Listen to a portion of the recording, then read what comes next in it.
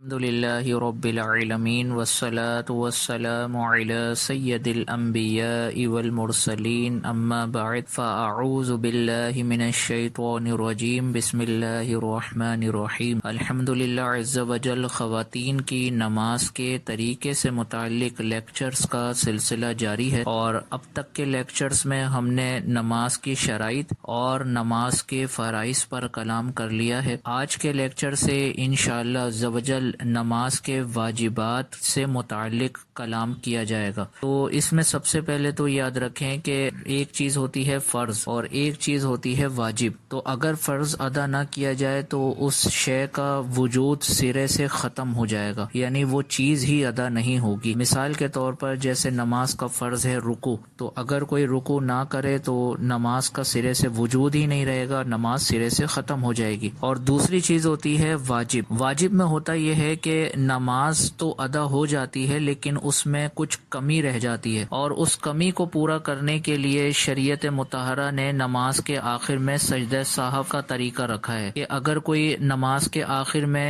کسی واجب کے بھولے سے رہ جانے کی صورت میں سجدہ سہو کر لیتا ہے تو جو کمی واجب کے رہ جانے سے نماز میں پیدا ہو گئی تھی تو سجدہ سہو کرتے ہی وہ کمی پوری ہو جائے گی۔ یہاں پر یہ بات بھی یاد رکھیں کہ کچھ واجبات ایسے ہیں کہ جن کا ازالہ سجدہ سہو سے نہیں ہو سکتا، یعنی اگر آپ نے اس واجب کو ترک کیا تو اس صورت میں نماز میں سجدہ سہو سے ازالہ نہیں ہوگا بلکہ نماز ہی دوبارہ پڑھنی ہوگی۔ اور بعض واجبات ایسے ہیں کہ اگر وہ نماز میں رہ جائیں تو ان کے ازالے کے لیے شریعت نے آخر میں سجدہ سہو رکھا ہے۔ تو انشاءاللہ عز وجل ہم دونوں قسموں کے واجبات کی تفصیل بیان کر دیں گے کہ کون سے ایسے واجبات ہیں کہ جن کا ازالہ سجدہ سہو سے نہیں ہو سکتا بلکہ نماز ہی دوبارہ پڑھنی ہوگی، اور کون سے ایسے واجبات ہیں کہ جو اگر بھولے سے رہ جائیں تو آخری رکعت میں سجدہ سہو سے ان کا ازالہ ہو سکتا ہے۔ یہاں پر ایک اور مسئلہ یاد رکھیں کہ سجدہ سہو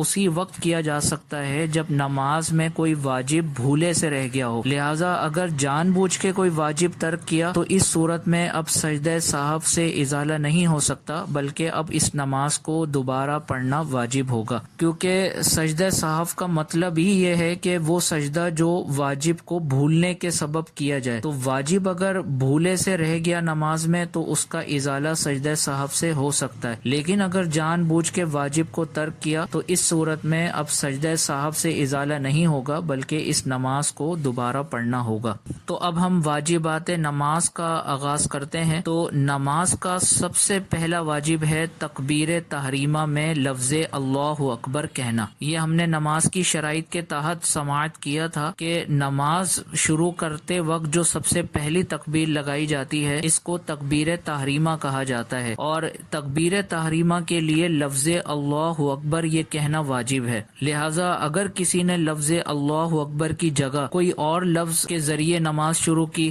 مثال کے طور پر اللہ الرحمن، اللہ اجل، اللہ العظم، تو ان الفاظ کے ذریعے اگر کسی نے نماز شروع کی تو نماز تو اس کی شروع ہو جائے گی، لیکن چونکہ لفظ اللہ اکبر سے نماز شروع کرنا واجب تھا تو اس واجب کے ترک کے سبب نماز واجب الاعادہ ہوگی۔ جیسا کہ ابھی ہم نے کلام کیا تھا کہ نماز کے کچھ واجبات ایسے ہیں کہ جن کو اگر ترک کیا تو اس میں آخر میں سجدہ سہو سے ازالہ نہیں ہو سکے گا بلکہ اس نماز کو ہی دوبارہ پڑھنا ہوگا۔ تو پہلا جو واجب ہے لفظ اللہ اکبر کے ذریعے نماز کو شروع کرنا، یہ ایک ایسا واجب ہے کہ اس کو اگر کسی نے ترک کیا تو اب اس کا ازالہ سجدہ سہو سے نہیں ہو سکے گا بلکہ اس نماز کو ہی دوبارہ پڑھنا ہوگا۔ تو آج ہم نے نماز کا پہلا واجب یہ سماعت کیا کہ نماز شروع کرتے وقت تکبیر تحریمہ کہتے ہوئے لفظ اللہ اکبر کہنا واجب ہے، لہٰذا لفظ اللہ اکبر کے بجائے کسی اور لفظ سے اگر نماز شروع کی تو یہ نماز واجب الاعادہ ہوگی۔ تو امید ہے کہ آج کے لیکچر میں بیان کی جانے والی باتیں آپ کو سمجھ میں آ گئی ہوں گی۔ اللہ عز و جل کی بارگاہ میں دعا ہے کہ اللہ عز و جل ہمیں مسائل شرعیہ کو سیکھنے، سمجھنے اور ان کو آگے پھیلانے کی توفیق عطا فرمائے، آمین بجاہ النبی الامین صلی اللہ تعالی علیہ وسلم۔ آپ دیکھ رہے ہیں